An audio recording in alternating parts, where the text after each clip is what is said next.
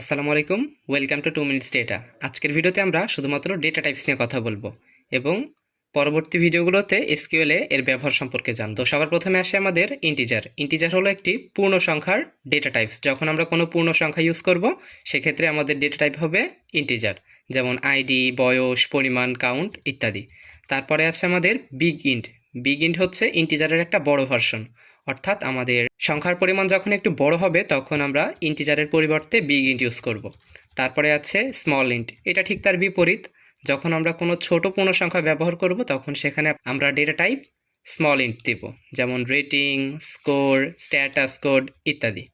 তারপরে আছে আমাদের ফ্লট। যখন আমরা ডেটাগুলো দশমিক সংখ্যা ইউজ করব তখন সেখানে ডেটা টাইপ ফ্লট ইউজ করব, যেমন হাইট, ওয়েট অথবা পার্সেন্টেজ। তারপরে আছে আমাদের ডেসিমাল। ডেসিমাল হলো পুরোপুরি নির্ভুল এবং এক্স্যাক্ট দশমিক সংখ্যা সংরক্ষণের একটি ডেটা টাইপ, যেমন স্যালারি, প্রাইস, অ্যাকাউন্ট ব্যালেন্স ইত্যাদি।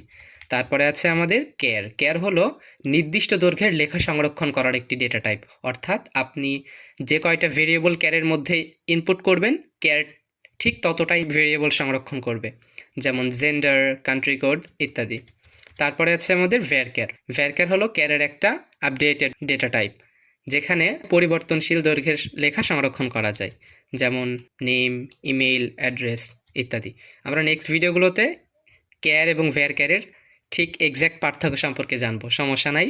তারপরে আছে আমাদের টেক্সট। টেক্সট হলো অনেক বড় লেখা সংরক্ষণ করার একটা ডেটা টাইপ, যেমন আপনি প্যারাগ্রাফ লিখবেন অথবা কোনো কিছু ডেসক্রিপশন লিখবেন, সেখানে আমরা টেক্সট ডেটা টাইপ ইউজ করব। তারপরে হচ্ছে ডেট। আমরা সবাই জানি যখন কোনো তারিখ সংরক্ষণ করতে হয় তখন আমাদের ডেটা টাইপ হবে ডেট। তারপরে আছে আমাদের টাইম। যখন আমরা কোনো টাইম সংরক্ষণ করব তখন আমাদের ডেটা টাইপ হবে টাইম।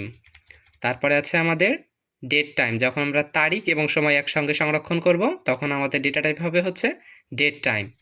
তারপরে আছে আমাদের টাইম স্ট্যাম্প। টাইম স্ট্যাম্প হলো একটি গুরুত্বপূর্ণ ডেটা টাইপ।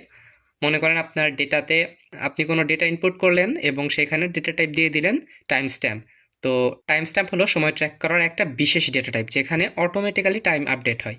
এর মানে হচ্ছে আপনি যখন কোনো ডেটা ইনপুট করবেন তখন আপনাকে আলাদা করে আর টাইম ইনপুট করা লাগবে না, এই time stamp data type automatically সেটা আপডেট করে নিবে। তারপরে আছে আমাদের এনাম। এনাম হলো এমন একটি ডেটা টাইপ যেখানে আগে থেকে নির্দিষ্ট করা মান ছাড়া আর অন্য কিছু মান রাখা যায় না। অর্থাৎ আপনি মনে করেন আপনি জেন্ডার ইনপুট করতে চাচ্ছেন, তো আপনি সেইখানে ফিমেল, মেল এবং আদার্স ছাড়া আর অন্য কিছু কিন্তু ইনপুট করতে পারবেন না যদি আপনি এনাম ডেটা টাইপ ইউজ করে থাকেন। ধন্যবাদ, ভালো থাকবেন, সুস্থ থাকবেন, দেখা হবে পরের ভিডিওতে। আসসালামু আলাইকুম।